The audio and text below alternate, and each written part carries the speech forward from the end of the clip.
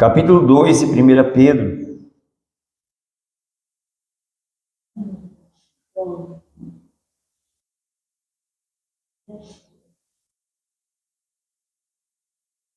E nós leremos a partir do versículo 3. Aleluia.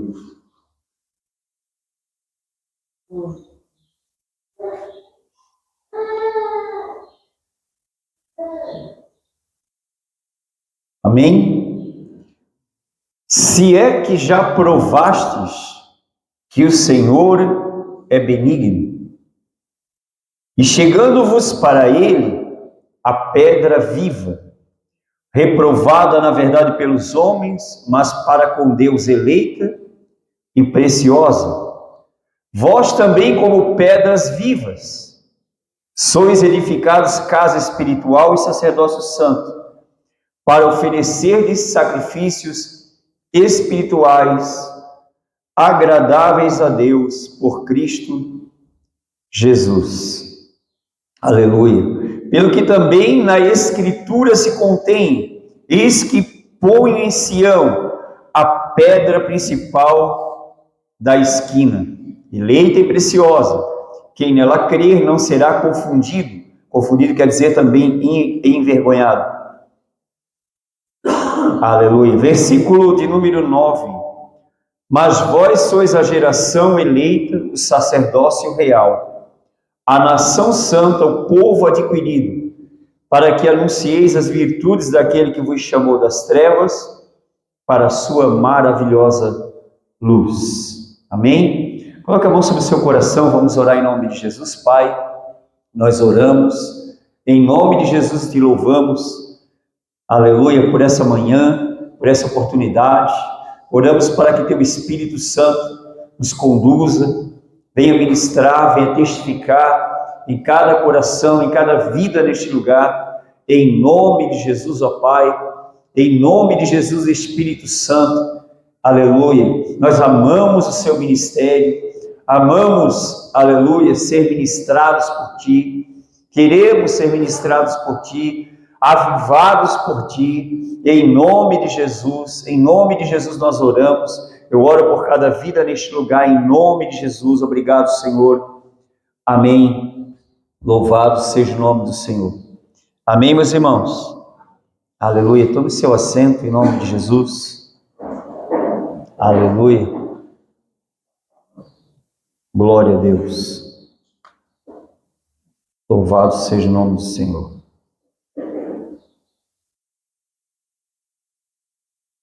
Irmãos, logo após Deus ter tirado Israel dentro do Egito, deles ter celebrado a Páscoa, e aí Deus extraordinariamente liberta eles lá do Egito. Egito quer dizer lugar de servidão, de duplo estresse, pressão, opressão. Então Deus liberta extraordinariamente aquele povo de lá. E como eles eram um povo escravos, 400 anos estavam escravizados lá no Egito, então Deus ele decide fazer aquele povo um reino sacerdotal, um povo aonde eles seriam a referência de Deus na terra, aonde eles seriam um padrão, aleluia, de reino na terra. E uma coisa que eu sempre falo, que nesse propósito dessa Páscoa de Deus, era Deus, não somente ter aniquilado, dizimado, humilhado os deuses que ficaram para trás lá no Egito, mas também era para que Israel entendesse o propósito de Deus, interagisse com o propósito de Deus e aniquilasse, dizimasse, aniquilasse, humilhasse todos os deuses da terra de Canaã. Esse era o propósito de Deus, mas não foi o que Israel interessante, porque Deus falou, prometeu, então eles sabiam da obra legal, mas eles não experimentaram, eles não interagiram com Deus. Eles não interagiram com Deus. E nós precisamos levar muito isso em conta. Nós temos que levar isso em conta, irmãos, porque muita gente sabe muitas coisas, mas provar as coisas de Deus é diferente. E como nós lemos aqui, se é que provaste que o Senhor é benigno. Quando se prova, irmãos, quando se experimenta, é diferente apenas eu saber, apenas de uma informação. Eu tenho uma informação, mas eu não tenho a revelação. Não é uma verdade absoluta para mim. Eu nunca provei, eu nunca desfrutei. Então nós precisamos aprender mais sobre isso. Amém? Amém? Aleluia. Então ali, irmãos, quando Deus, na verdade, então tira esse povo, Deus então estabelece, né, ali algo.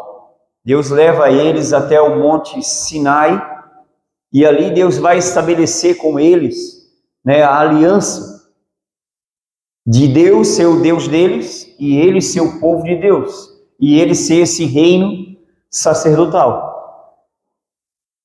E nós vamos, né, já vimos várias vezes que esse povo, ele não correspondeu com Deus, ele não interagiu com Deus, ele não experimentou.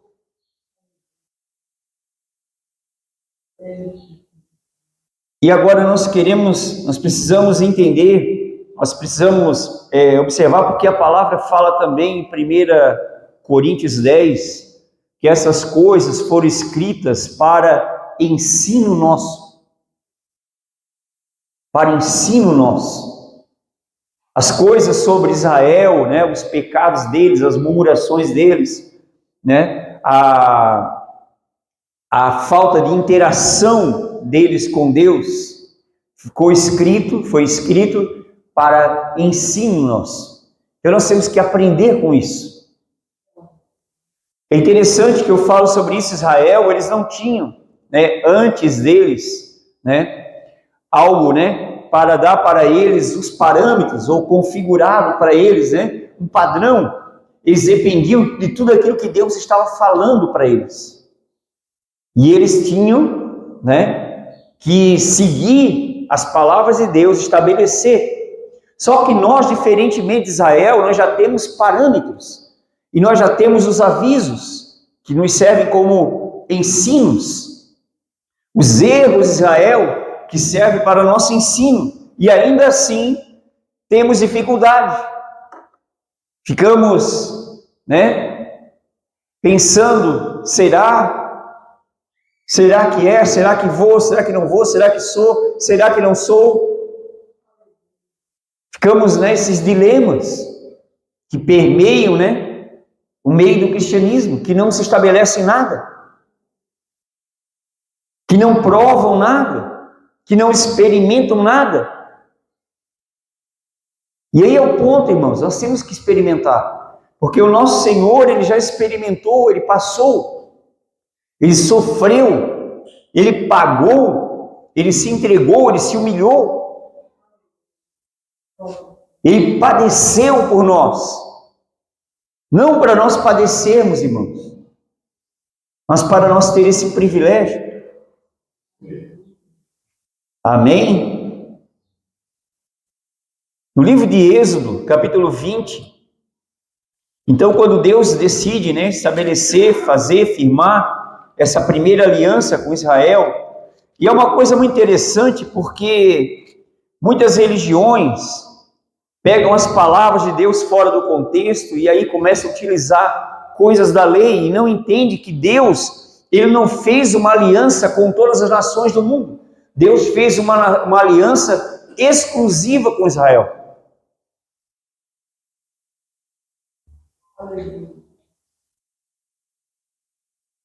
Mas existe hoje muitas religiões que se denominam cristãs, que buscam fundamentos dentro da aliança de Deus com Israel.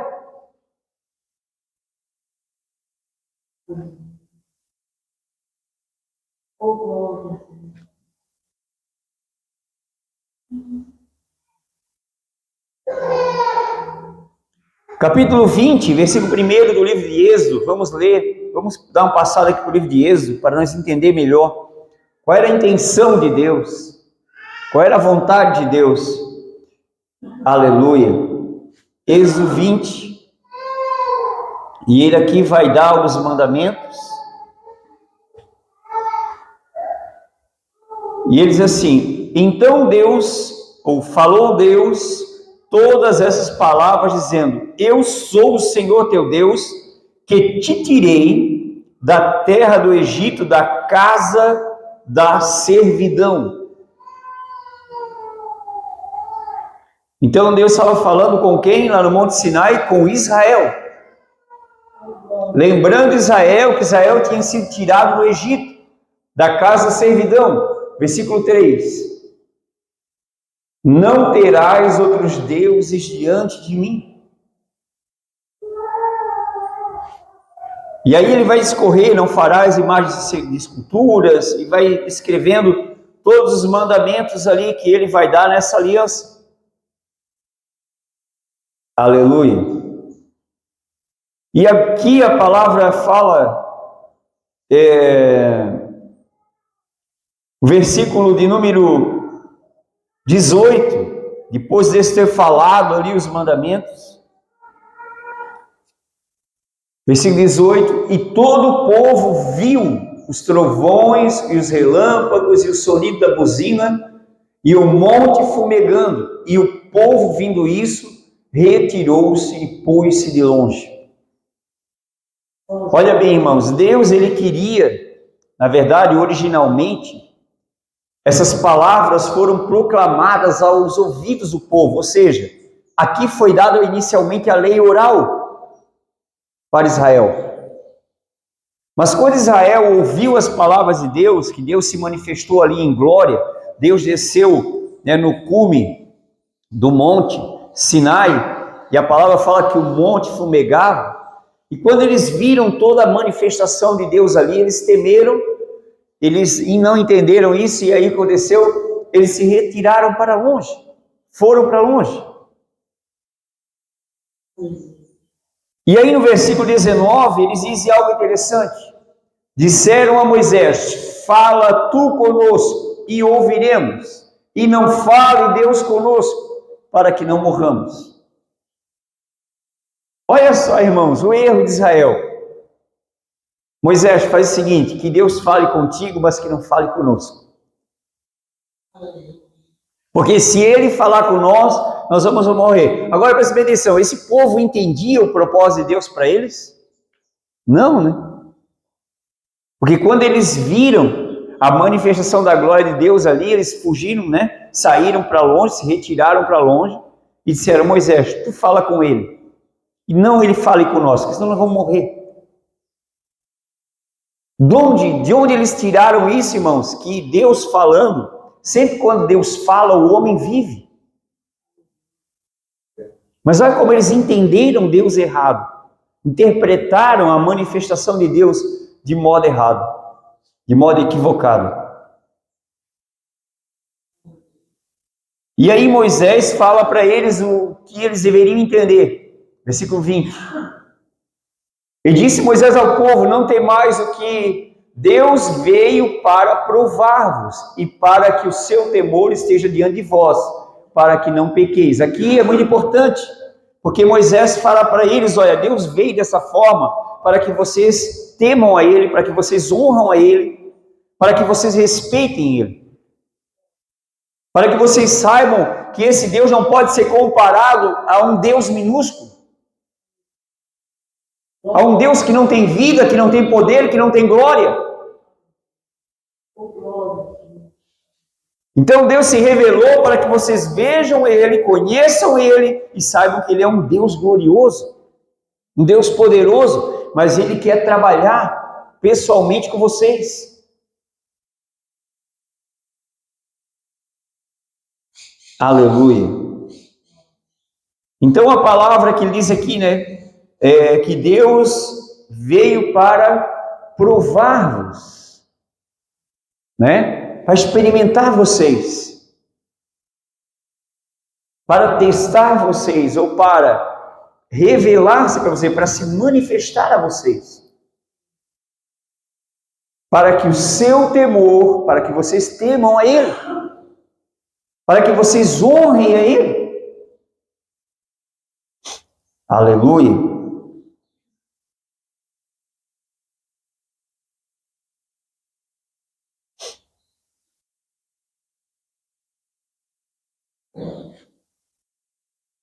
Versículo 21. Então o propósito é para que eles não pecassem. E o povo estava em pé de longe, e Moisés, porém, se chegou à escuridade onde Deus estava.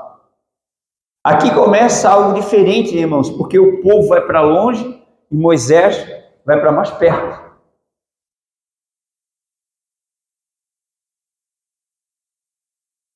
Estava ali uma nuvem, né?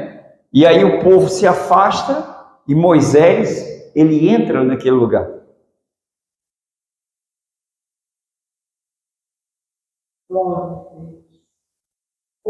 Muitas das vezes, irmãos, isso é uma figura daquilo que nós queremos ficar humanizados, padronizados,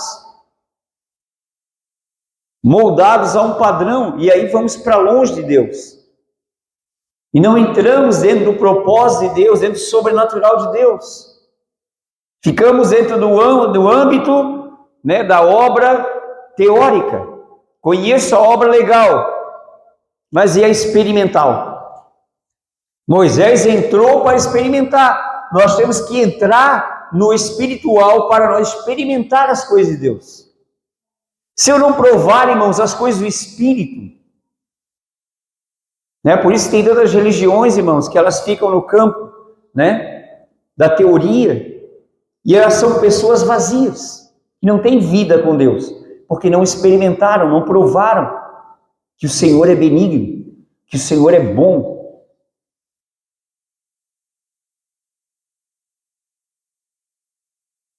E aí, irmãos, o que se forma com isso tudo? É um bando de religioso, um grupo de religioso, que vive dentro dos padrões, dos formalismos, dos moldes religiosos, porque não experimentam, porque não provam. Muito bem, então aqui nós estamos vendo que Deus estava fazendo uma aliança com esse povo, mas Deus queria a coletividade do povo, porém o povo agora, né, se afasta de Deus, vai para longe de Deus. Então Moisés, ele vai para perto, ele vai para o mais íntimo, ele vai para dentro, aonde Deus estava, porque ele experimenta. Aleluia. Então, e aqui o sentido de Deus se revelar em glória é para que eles temessem a Deus, conhecessem que esse Deus não é qualquer um Deus, não é um Deus que pode ser comparado aos deuses das outras nações. É um Deus que deve ser temido, honrado, respeitado. Porque é um Deus poderoso, Deus onipotente, um Deus glorioso. Aleluia.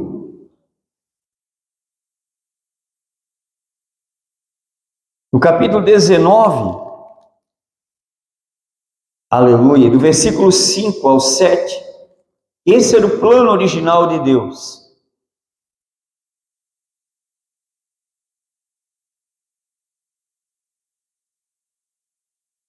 Deus fazendo aliança com esse povo.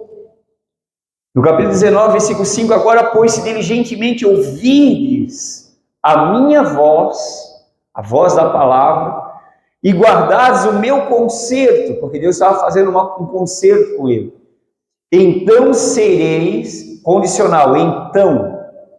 Sempre que tem um então, irmãos, é porque é uma palavra que está, né, está sendo algo colocado condicionalmente. Então esse é o meu concerto, se tu guardardes, né, ouvirdes diligentemente a minha voz e guardardes o meu concerto, então, guardando o concerto, sereis a minha propriedade peculiar ou particular, dentre todos os povos, porque toda a terra é minha.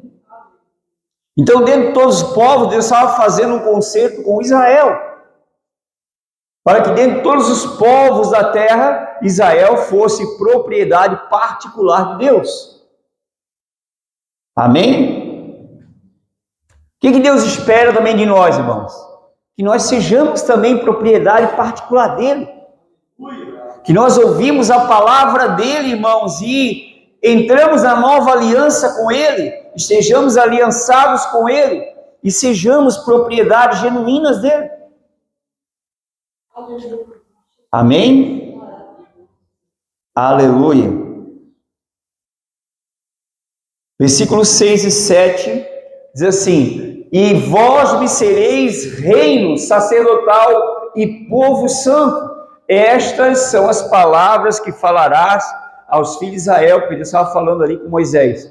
Então veio Moisés e chamou os anciões do povo e expôs diante deles todas estas palavras que o Senhor lhe tinha ordenado. Então esse era o propósito, que Israel fosse um quê? Um reino sacerdotal. Reino sacerdotal. Que fosse um povo santo. Então esse era o plano original de Deus para Israel. Eles serem um reino sacerdotal, mas eles foram? Não. Eles não foram. Eles não entenderam. Eles não entenderam, né, a grandeza do propósito de Deus. Eles ouviram as palavras de Deus. Sabiam, né, por tudo que foi revelado para eles, falado por meio de Moisés, tecnicamente eles sabiam, mas na prática eles não tinham.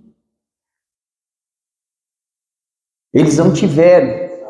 Eles não foram fiéis nessa aliança com Deus. Aleluia.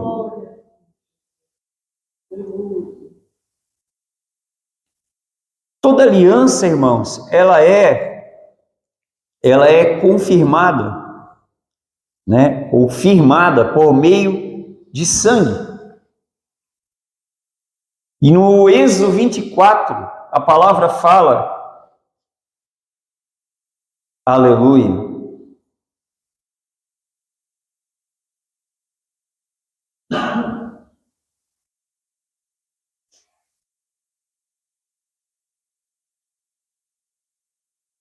versículo 24, capítulo 24, versículo 6, diz assim: e Moisés tomou a metade do sangue, né? Ele tinha feito ali um sacrifício de animal, e pôs as bacias e a outra metade do sangue aspargiu sobre o altar. Versículo 7.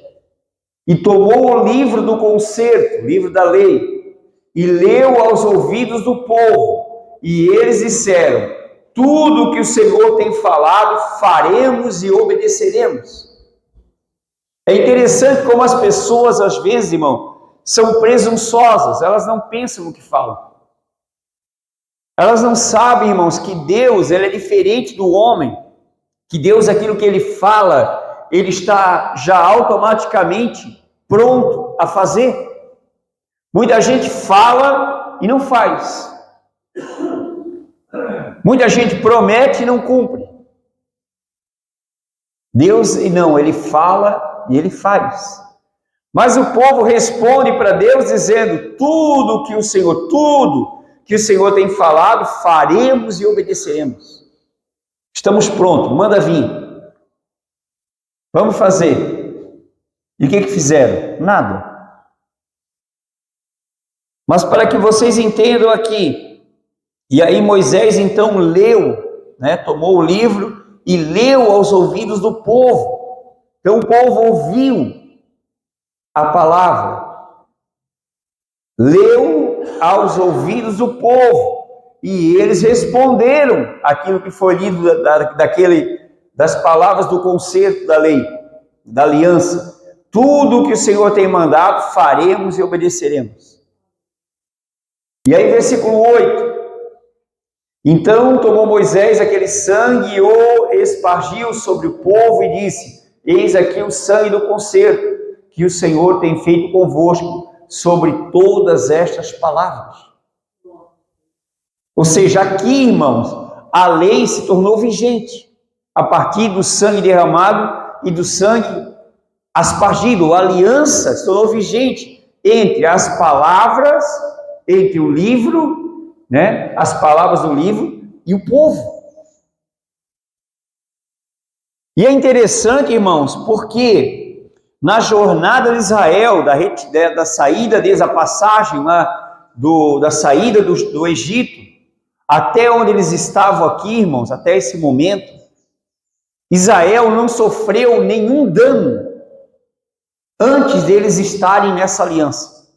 A partir do momento que eles estavam nessa aliança, Deus, ele sempre foi fiel na aliança.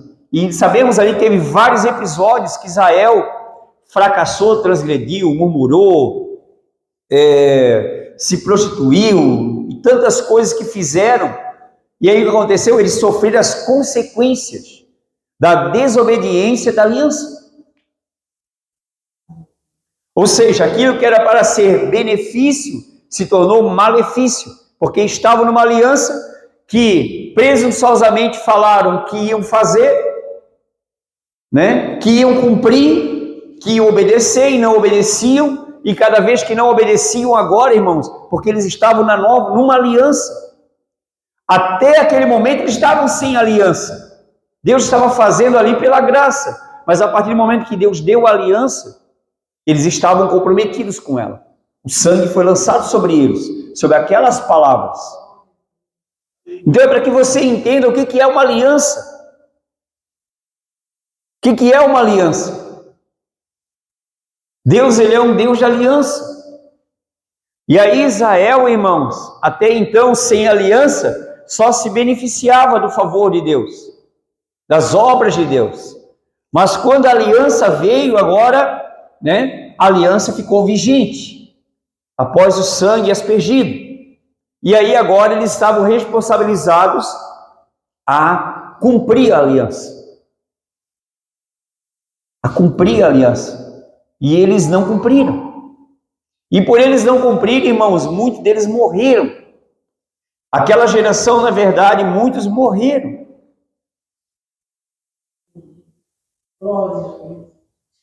Vamos adiantar um pouquinho mais aqui no livro, aqui em Êxodo, ainda 32. Aleluia, 32.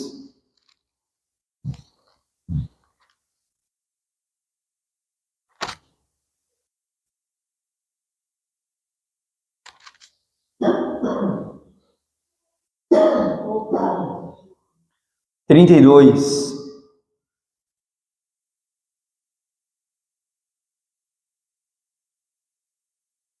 Versículo 7.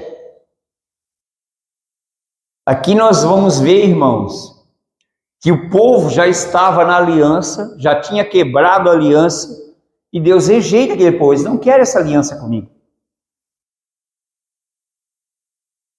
Precisamos entender, irmãos, Deus, e não entender, olhar apenas Israel sofrendo, padecendo, morrendo, e ficar julgando Deus. Temos que entender o porquê Deus estava agindo dessa forma. Amém? Olha lá, versículo 7 do capítulo 32.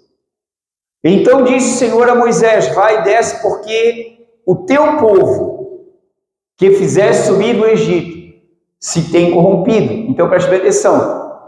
Desce, Moisés. Moisés estava lá com Deus no monte, onde esteve lá 40 dias. Desce, porque o teu povo que fizeste subir do Egito se tem corrompido. Corrompido do quê? Da aliança. Por quê? O primeiro mandamento que era? Não terás outros deuses. E agora eles estavam com outros deuses. Pegaram, né, os bens, os ouros, né, as riquezas, a prata que Deus deu lá dos egípcios, que moveu o coração dos egípcios, e agora fundiram e fizeram o bezerro de ouro. Estavam adorando, estavam ali, né, festejando até.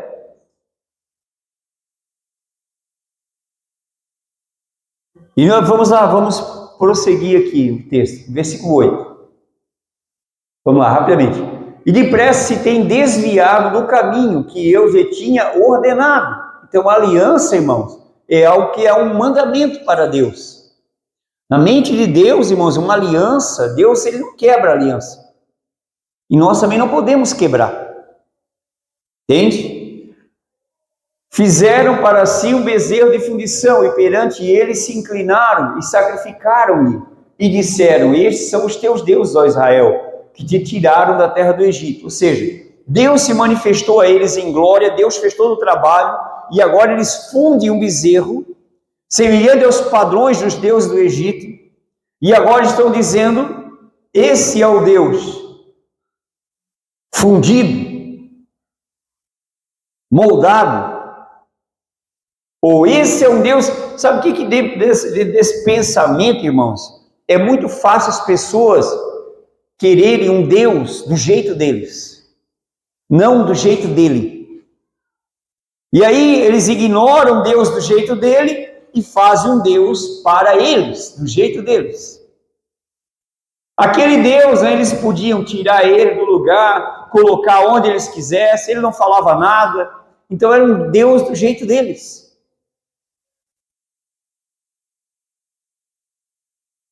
Versículo 9. Disse mais o Senhor a Moisés: tenho visto a este povo, eis que é povo obstinado. 10.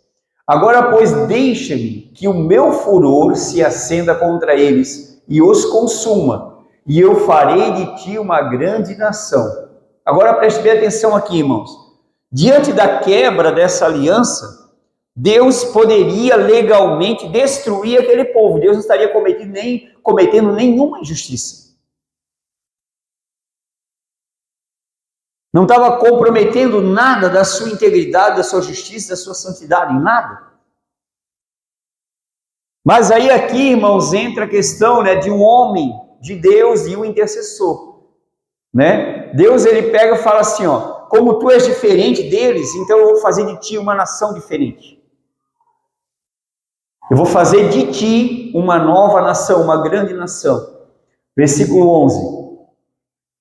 Porém Moisés suplicou ao Senhor seu Deus e disse: ó Senhor, por que se acende teu furor quando o teu povo, que tu tiraste da terra do Egito com grande força e com forte mão?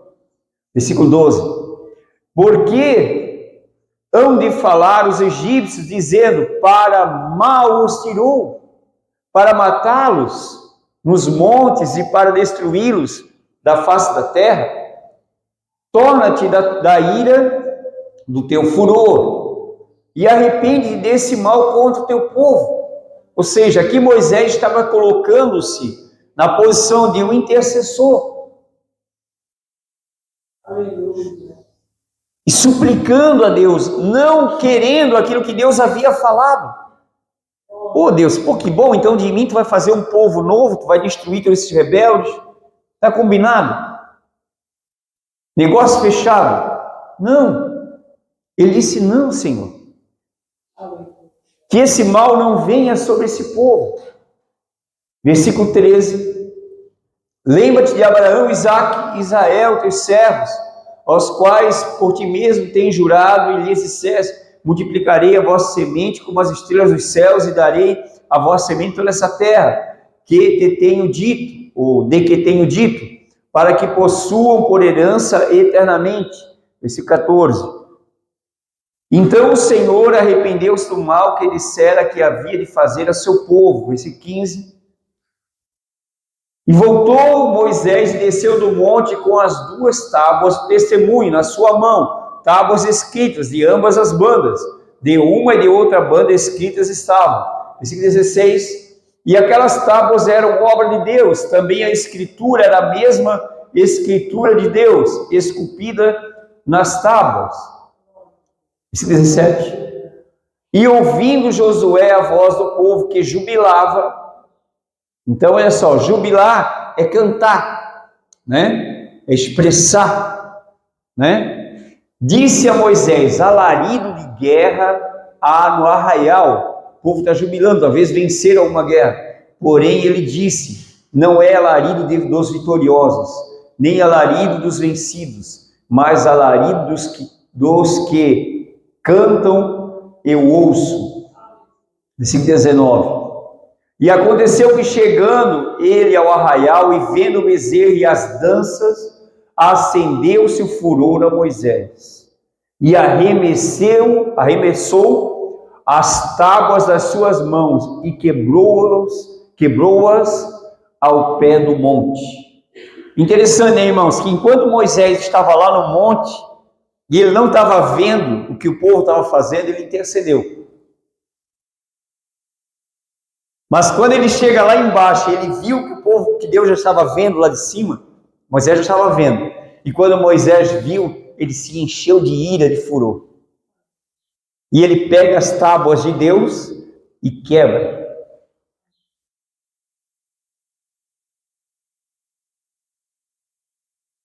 É fácil, né, irmãos, quando nós não vemos as coisas erradas, né, e dizer, ô Senhor, tem misericórdia, ô Senhor, tem misericórdia, né? Mas quando nós vemos as coisas, né, tão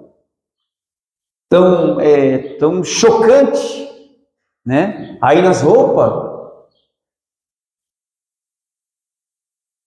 imagine ali, irmão, se Moisés fosse Deus ali.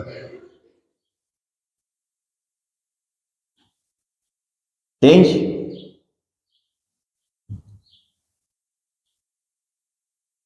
Então isso é muito interessante, irmão, nós entendermos, né? Como Deus ele vê as coisas, como Deus ele sabe, como Deus ele olha na sua onisciência. Como tem coisas que não agradam a Deus, não estão agradando o coração de Deus.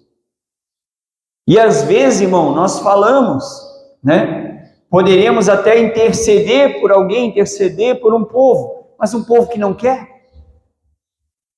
Um povo que não interage com Deus.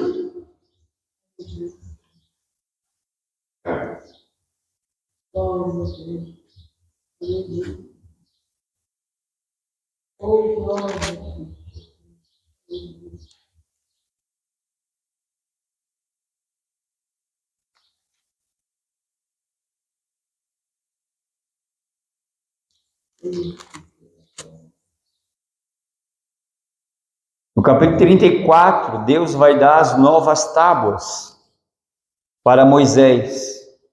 E Moisés ele vai interceder novamente pelo povo. Ele vai interceder. Lá quando ele desce, que ele viu aquilo lá, ele vai exortar o povo. Ele vai dizer parabéns para vocês. Não, ele vai exortar o povo severamente.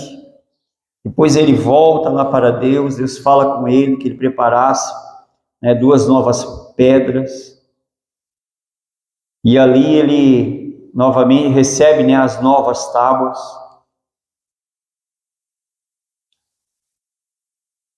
E ele intercede novamente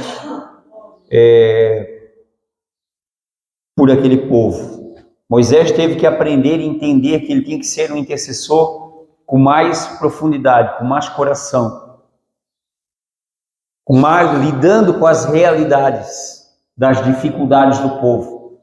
A primeira intercessão de Moisés, ela foi meio superficial, né? Porque ele não sabia, ele não via da realidade.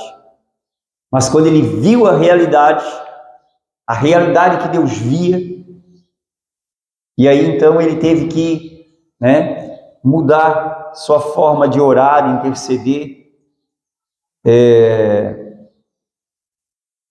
E aí por fim, Deus ali concede, né, as novas tábuas. Mas diante disso, irmãos, diante de todos esses momentos ali de falta de interação com Israel e Deus, lá no capítulo 39, capítulo 39,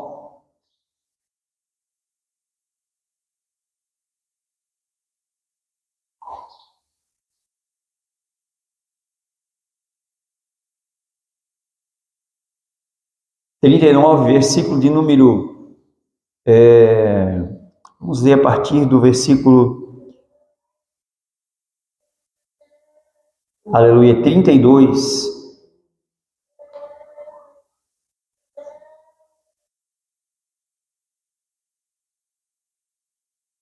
Aleluia.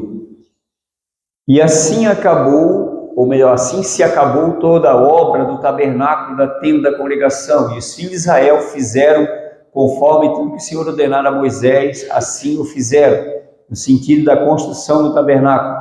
Versículo 33. Depois trouxeram a Moisés o tabernáculo e a tenda, todos os seus móveis, seus colchetes, e as suas tábuas, e os seus varais, as suas colunas, e as suas bases. Versículo 34. E a coberta de peles de carneiro, tintas de vermelho, e a coberta de peles de texugos, e o véu da cobertura. 35. Aleluia. E ali, na verdade, né, são todos os utensílios, né? E a arca, testemunho, seus varais do seu propiciatório. E aqui, versículo 42, para finalizar, para adiantar o texto. Conforme tudo que o Senhor ordenara a Moisés, assim fizeram os filhos de Israel toda a obra.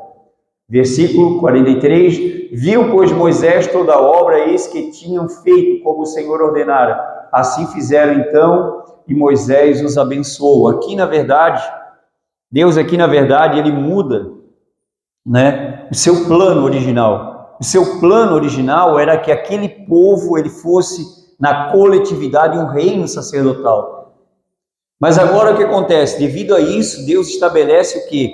Uma das 12 tribos de Israel para serem, né, os levitas e para exercerem o sacerdócio. Aleluia. E aí o que Deus faz? Deus não podia, a coletividade do povo não poderia ser o povo sacerdotal. Então o que Deus faz? Deus faz o tabernáculo e estabelece apenas uma tribo para exercer o sacerdócio.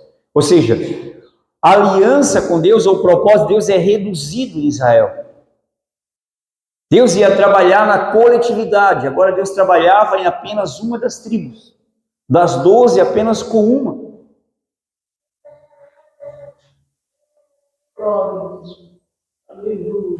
As coisas com Deus, irmãos, ela pode ser reduzida na nossa vida.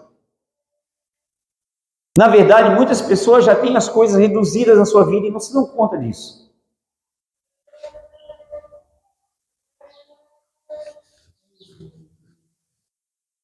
Então agora, irmãos, eles então, né, finalizam ali a obra. Então isso é muito importante, é muito significante, porque, vamos lá, voltando ao que foi falado, né? Quando Deus deu a aliança, Deus falou oralmente com todo o povo. E o povo, né, Deus desceu em glória e o povo se afastou, ficou de longe. E disse que Deus não fale com nós, mas fale contigo. E ali o povo começou a se afastar ou rejeitar, né, de ser esse povo sacerdotal. E aí várias vezes eles erram, várias vezes aí Deus dá a aliança, eles quebram a aliança, eles falham na aliança. E aí então o propósito de Deus fica reduzido, minimizado com eles. Dentre todo o povo, apenas uma tribo ia exercer o sacerdócio. Todo o povo, todo o reino, era para ser um reino sacerdotal. Esse era o plano original de Deus. Mas agora, aleluia, o que acontece é que fica, na verdade, vamos dizer que meio que restrito o acesso a Deus. Todo o povo poderia ter acesso. Deus desceu, né? A glória de Deus, peso da glória de Deus, a cabote de Deus desceu sobre o Sinai e todo o povo viu. Mas agora o que acontece? Quando Deus estabelece o tabernáculo e o sacerdócio somente para uma tribo, todo o povo perdeu o acesso a Deus. O único que poderia ter acesso a Deus, o sumo sacerdote. O único que poderia acessar a Deus. Ou seja, a presença de Deus ficou limitada. O contato daquele povo com Deus ficou limitado.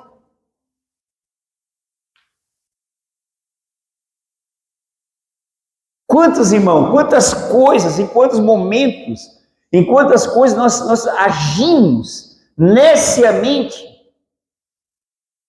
imprudentemente, nos colocamos no lugar aonde a presença de Deus e a obra de Deus vai ficar restrita na nossa vida.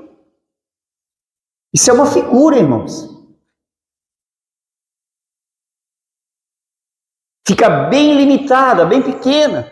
Por quê? Porque nos colocamos dentro de uma condição. Israel se colocou nessa condição.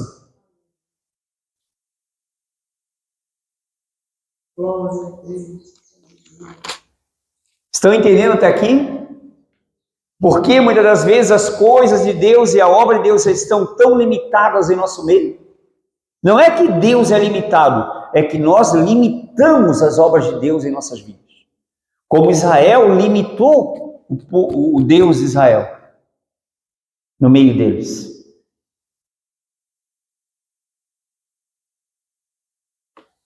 Aqui no capítulo 40 de Êxodo, como Deus então escolhe, Arão, irmão de Moisés, seus filhos, para exercer o sacerdócio. Então, no capítulo 40, e aqui segue uma ordem, já que agora a presença de Deus era restrita e só o sacerdote, os sacerdotes e o sumo sacerdote que teria acesso a Deus, e não mais o povo, eles perderam muito com isso. Na verdade, eles perderam quase tudo. Só não perderam Deus na totalidade por causa da própria graça de Deus. E aí no capítulo 40, versículo 12, aleluia. Então farás chegar Arão, porque agora estava consagrando lá o tabernáculo, os utensílios e agora também o sacerdócio, que era para ser todo o povo, mas agora era somente Arão e seus filhos. Farás também chegar Arão e seus filhos à porta da tenda da congregação, e os lavarás com água. E aqui nós vemos as três pontos aonde Deus, aonde Deus ele trabalha com o homem, por conta do homem, do homem se colocar nessa condição. Então o homem agora ele tem que passar por alguns processos para obter essa comunhão com Deus, essa interação com Deus. E aqui o primeiro passo, os sacerdotes, os sumos sacerdotes seriam o quê? Lavados com água, versículo 13. E vestirás Arão, depois de lavado, vestido, com as vestes santas. E depois de lavado e vestido, então, e o ungirás. E o santificarás, Ou seja, então esses são os três princípios ali: lavado, vestido e ungido. Então o sacerdote, para ele ser sacerdote, ele tinha que passar por esses três processos: ser lavado, ser vestido e ser ungido, para ele ser um sacerdote verdadeiro.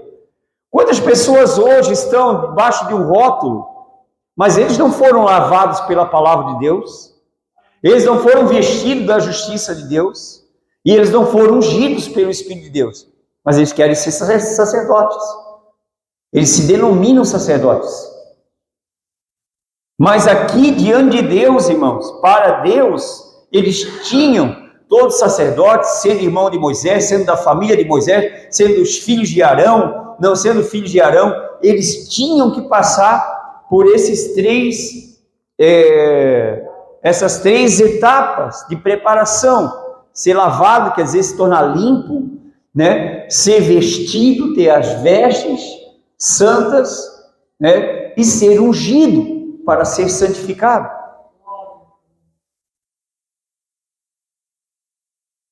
Então hoje as pessoas se rotulam, se vestem, se ungem. Eu sou isso, eu sou aquilo, mas diante de Deus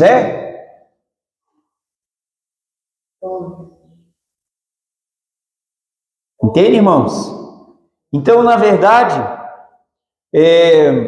precisamos entender aqui algo. Então, vamos lá, voltando para Israel. Israel perde maior privilégio de ser um reino na coletividade, um reino sacerdotal. Ficou reduzido, né? O plano de Deus neles e a ação de Deus no meio deles, a presença de Deus no meio deles, totalmente restrita. Totalmente restrita. E agora, aqueles que iriam exercer esse sacerdócio, eles passaram por um processo. Tinham que ser, foram lavados por Moisés, vestidos e ungidos. E agora nós, na nova aliança, irmãos, isso também são figuras, né? Que nós, na obra de Cristo, ou por meio de Cristo, nós temos que entender algo, irmãos. Não é eu que me visto, é o Senhor que me veste. Não é eu que me limpo, é o Senhor que me limpa. Não sou eu que me unjo, é o Senhor que me unge. Isso é ensino. Essas coisas eram tipos, sombras, né? E é interessante, irmãos, porque mesmo diante disso, né, Deus usou isso tudo como figuras, e aí Deus depois, né, usa essas coisas para configurar a imagem para a igreja. E aí Jesus, o sumo sacerdote perfeito, realizou a obra perfeita. Ele verdadeiramente, né, realizou a obra que nos lava, que nos veste e que nos unge. Nos lava, nos veste e nos unge, para estarmos legalmente sermos ministros de Deus, para legalmente estarmos atuando em Deus, interagindo com Deus, servindo a Deus, a serviço de Deus. Amém? Aleluia.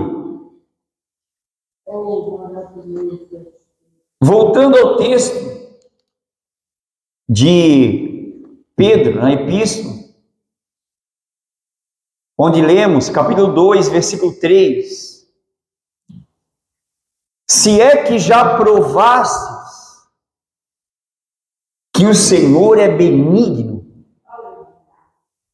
e chegando-vos para Ele a pedra viva. Lembra que na trajetória lá de Israel no deserto, quando até fala sobre, né,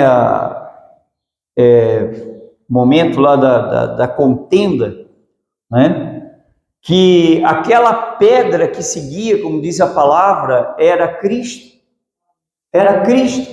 E aquela pedra, por ela ser viva, dela fluiu água para o povo. E era um tipo já da presença de Cristo no meio deles. E hoje, irmãos, Cristo, né, dele flui água, dele emana água, dele emana vida para nós, dele flui rio de água, de vida, dele emana vida para nós. E às vezes, irmãos, muitas pessoas estão tão separados de Deus, tão engessados em seus padrões, sem vida, sem liberdade, sem comunhão, sem intimidade.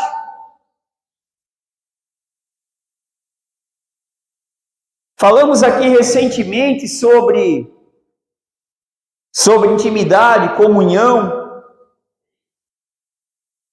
sobre estar em comunhão com Deus, em interação com Deus.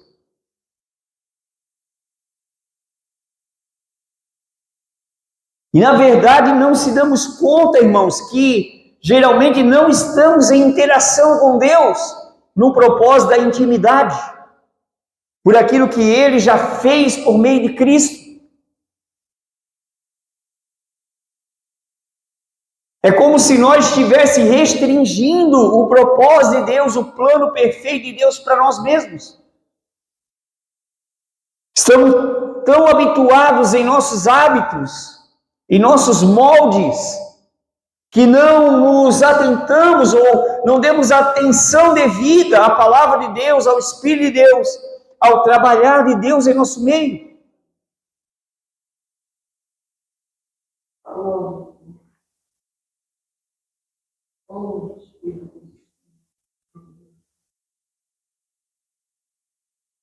Mas ele, como uma pedra viva, aleluia, que os homens reprovam, mas para com Deus eleita e preciosa. E é interessante porque a palavra fala no versículo 4 que nós temos que se chegar para Ele. Para Ele. E no versículo 5, vós também, como pedras vivas. O que quer dizer isso? Como pedras vivas. Se comparando com Ele, se identificando com Ele. Não se identificando com o molde, não se identificando com a vida natural, mas com a vida espiritual dele.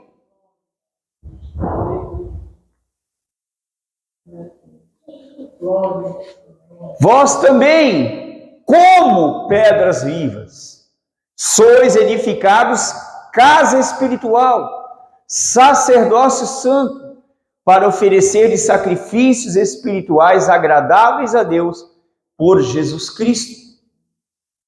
Então aqui está o ponto, irmãos. Nós temos que aprender isso. Nós também, vós também, como pedras vivas. Ele é a pedra viva, mas nós como Ele, não nós sem Ele. Não sentarmos, estamos identificados com Ele. Mas também nós como pedras vivas. Sois edificados casa espiritual e sacerdócio santo. Sacerdócio. Identificado com Ele, somos, aleluia, como pedras vivas. Entende o sentido de ser como? Ele configurou uma imagem e nós temos que se identificar com a imagem dele, como pedras vivas. Aleluia. Glória ao teu nome. Aleluia. No versículo 9, já vamos encerrar, a palavra fala: mas vós sois a geração eleita, o sacerdócio real. O que é o sacerdócio real? O que é o sacerdócio real? É um sacerdócio de um reino, de um rei, para um rei. Não é um sacerdócio natural, mas é um sacerdócio real. Amém? A nação santa, o povo adquirido, para que anuncieis as virtudes daquele que vos chamou das trevas para a sua maravilhosa luz. Ou seja, nós já tivemos a nossa Páscoa, a nossa passagem. Já fomos transladados por Ele das trevas para a luz. E agora nós temos, irmãos, que anunciar as virtudes dEle. Muitas pessoas anunciam suas dificuldades, porque estão apenas identificadas consigo mesmos, com a sua naturalidade, com a sua debilidade, com a sua dificuldade. Mas como podemos anunciar as virtudes dele? Quando estamos identificados com ele. Não é a minha limitação, a sua limitação, mas é as habilidades dele. É as qualidades dele que têm que ser anunciadas.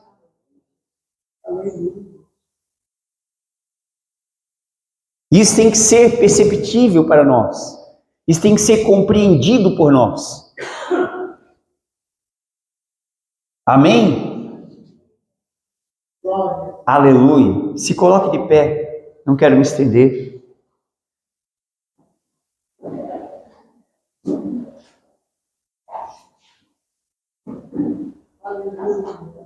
Aleluia. Então você se chega para Ele, a pedra viva. E você também, como pedra viva. Você se chega a Ele, pedra viva. E aí você também, como uma pedra viva, porque você se chegou a Ele, a pedra viva. E aí você também, como uma pedra viva. Não como uma pedra morta, mas viva. Aleluia. Oh, glória. Amém? Pedra fala de rocha, de firmeza. Firmeza. Firmeza na vida. Firmeza na vida. Viva. Uma vida firme. Não é uma vida fragilizada, debilitada. Se as coisas estão boas, eu estou bem. Se as coisas estão certo, eu estou certo. Não depende das coisas. Só depende dele. Você depende dele. Você depende dele. Você se chega a ele. Você como ele. Amém? Coloque a mão sobre o seu coração em nome de Jesus. Vamos estar orando para que o Espírito Santo esteja testificando no teu coração e que você esteja se chegando a Ele. E que você, como Ele, como pedra viva, com a vida dele em você. Amém?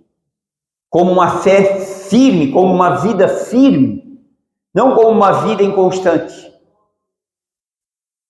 Não como uma vida ambulante, sem propósito, sem sentido.